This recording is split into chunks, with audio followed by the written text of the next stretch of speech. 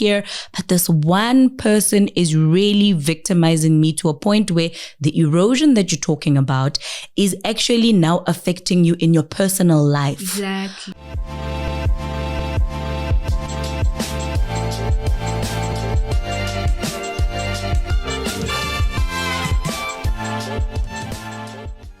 And I think we talked about a reading earlier where you need to read your company policies. You need to read your company, your contract of employment with your employer, and really empowering yourself with information to be able to identify. So reading the code wouldn't be such a bad idea either, so that you can see whether or not the workplace bullying policy that you have in your company is almost similar to what the actual code is actually saying, or are there things that are missing, right? If you haven't read it, you actually are not going to know as an employee whether or not you're being shortchanged, right? You actually have to read to understand and to identify something. Know the difference between harassment and intimidation, right? Let's not call everything bullying, because not everything is bullying, right?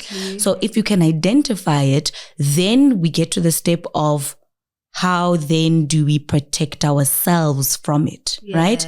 What are the mechanisms that one can use to work towards building the muscle of protecting oneself to preserve that wellness? Yeah. I mean, I've highlighted really in the previous question or answer that empowering yourself is one of the main things, right? So when you empower yourself with knowledge, you're able to then approach situations from a place of awareness. Correct. And when you're aware of what is happening, then you can respond differently. Okay. So in empowering yourself with knowledge, it is also understanding how can I protect myself in a way that I would be able to capture enough information, to validate this as a potential case or a potential grievance, right? So recording all information, whether it's on email, whether it's, conversations, make sure you back it up. It's written documents that you can always refer back to. Again, understanding policies then to say, fine, if I have now, built a report of what has been happening, of every single incident that has happened.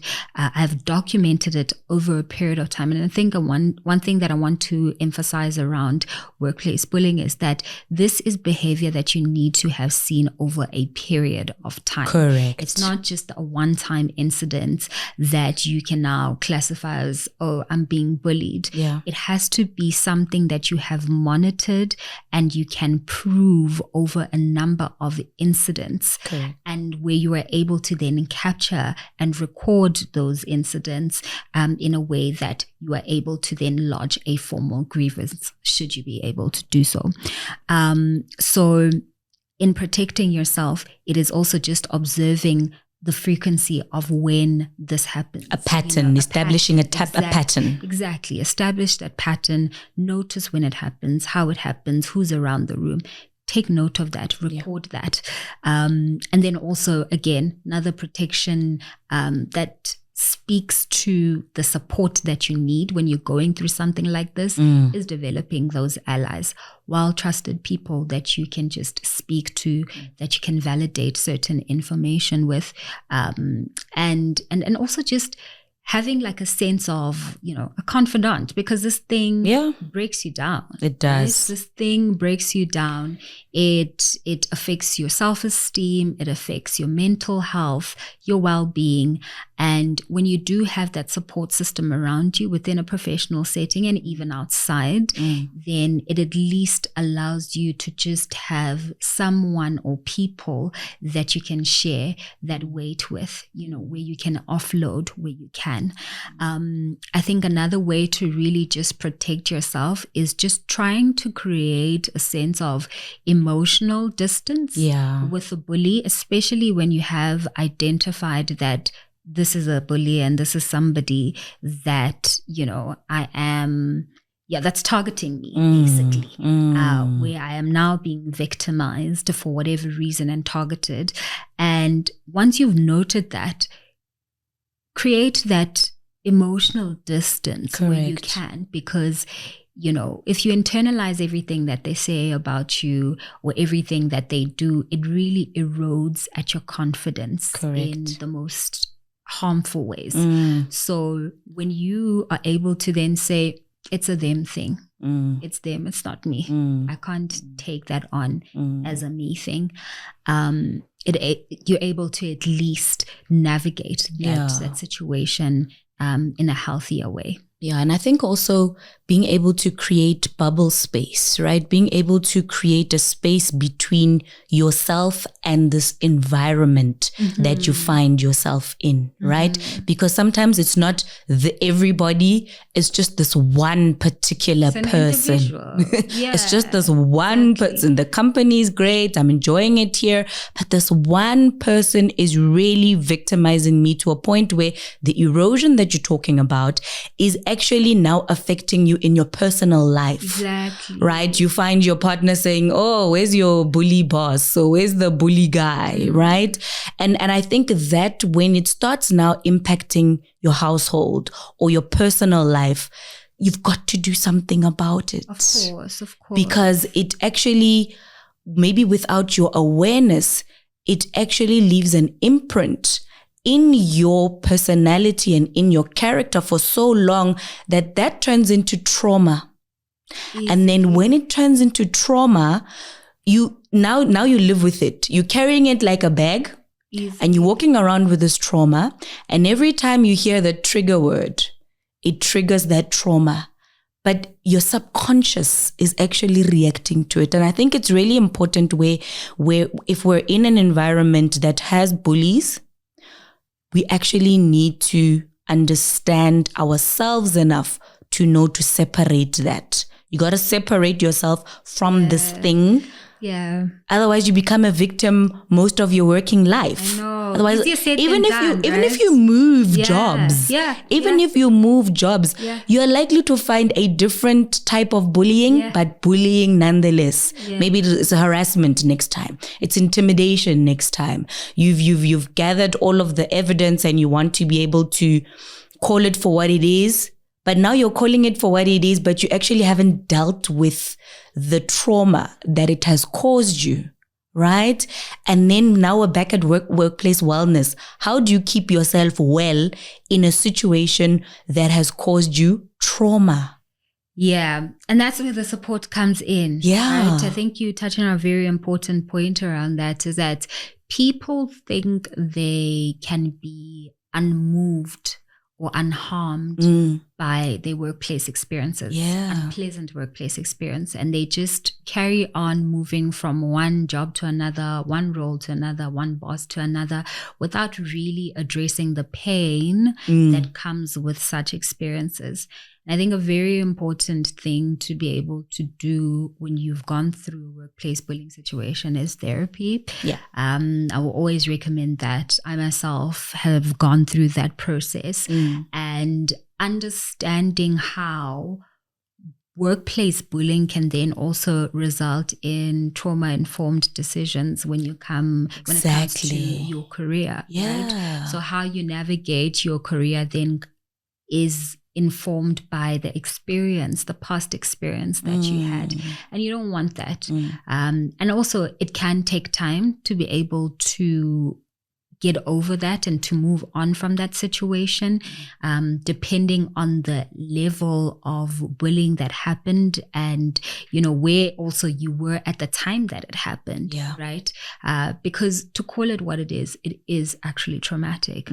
And so there needs to be some form of rehabilitation that happens for you. There has to be some form of remediation, to allow you to create a space of wholeness, take back your power, take back that power, and to reclaim your position within the workplace. Not everybody wants to be an entrepreneur. Not everybody has the capacity to do so.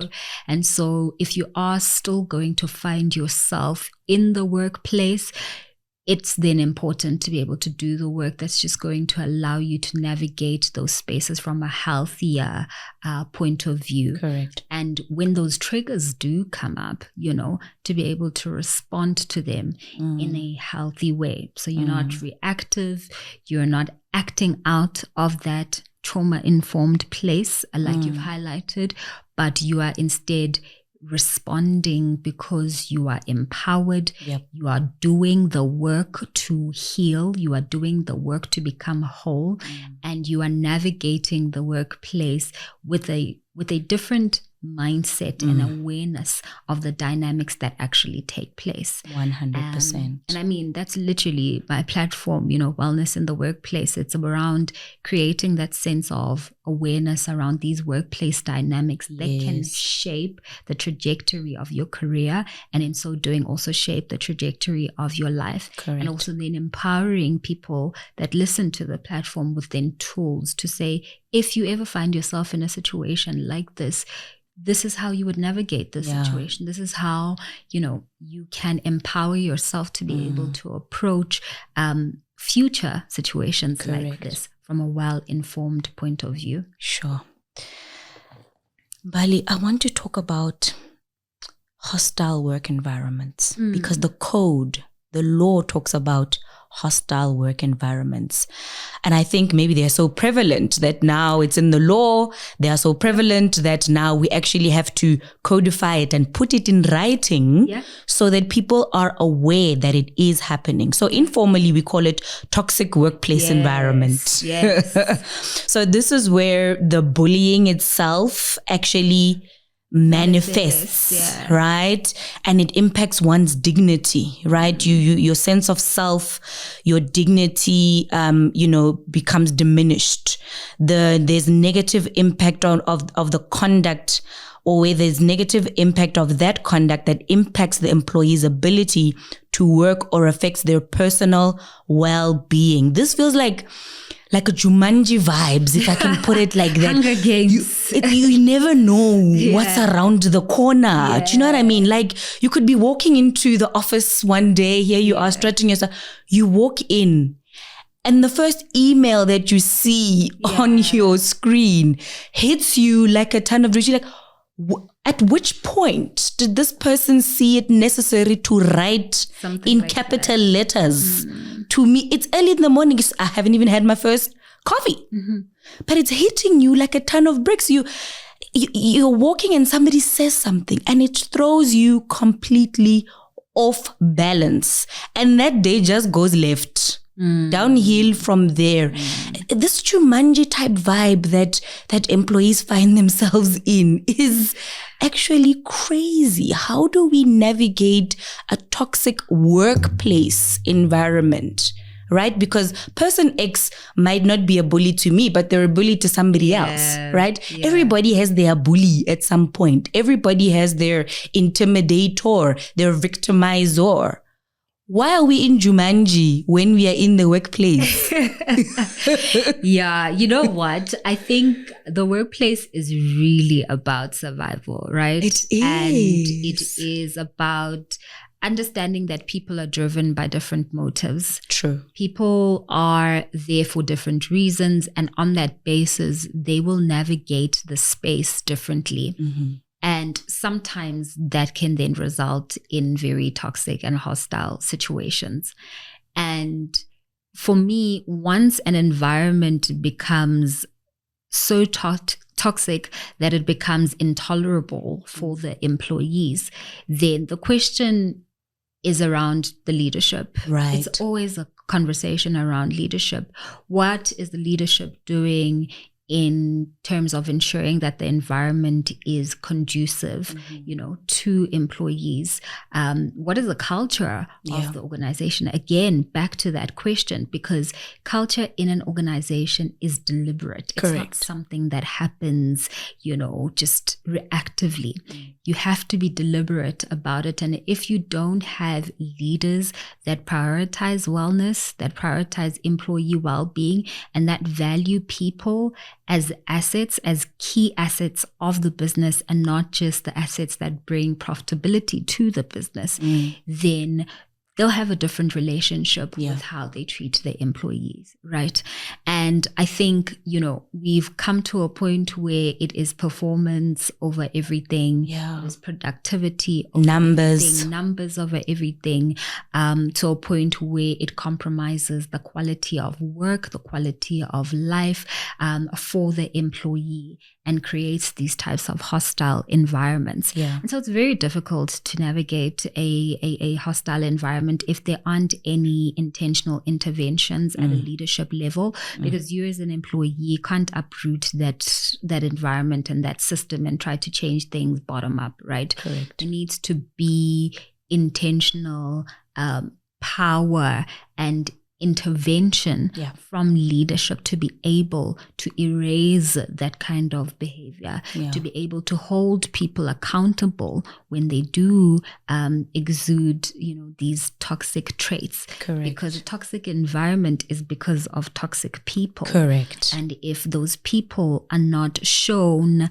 what the culture of the organization is and not held to account to the values of the organization, then it'll just promote that. It normalizes that behavior, right? Up to a point where it becomes then an environment that is reflective of that kind of behavior. And you don't want that. Yeah. That's all we have for this segment. Thank you for tuning in to Mamolao. Please don't forget to subscribe and click on the notification bell for more of this educational legal content. Make sure that you comment, guys. I want to hear from you. And also ask questions, because I want to hear those too.